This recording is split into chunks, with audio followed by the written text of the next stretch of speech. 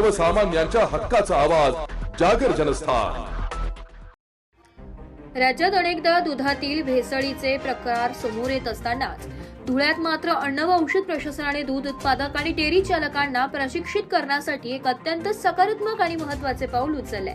मालेगाव रोडवरील दाते CGSSC येथे आयोजित करण्यात आलेल्या या विशेष कार्यशाळेत जिल्ह्यातील तब्बल 250हून अधिक दूध व्यावसायिक आणि शेतकरी सहभागी झाले होते।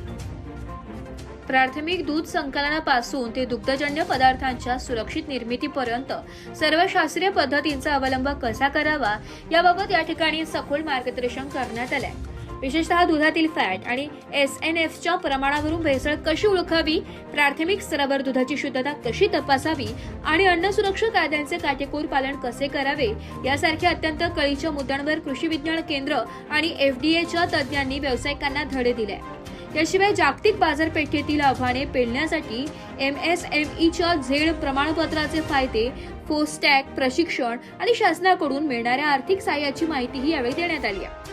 ग्राहकांना केवळ आणि केवळ निर्भेळ दूध मिळावे आणि धुळ्यातील दुग्ध व्यवसायाला एका नव्या व्यावसायिक उंचीवर नेता यावे या उद्देशाने प्रशासनाने आणि स्थानिक दूध व्यावसायिक संघटनेने घेतलेला हा पुढाकार ग्राहकांच्या सुरक्षेच्या दृष्टीने अत्यंत महत्त्वपूर्ण मानला जातो।